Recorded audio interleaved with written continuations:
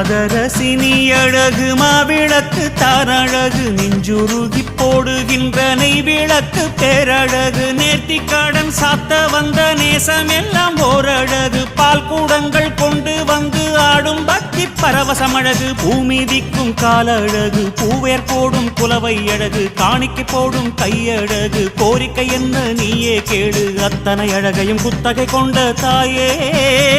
நீ சித்தமிறங்கி எங்களை காப்பாய்த்தாயே.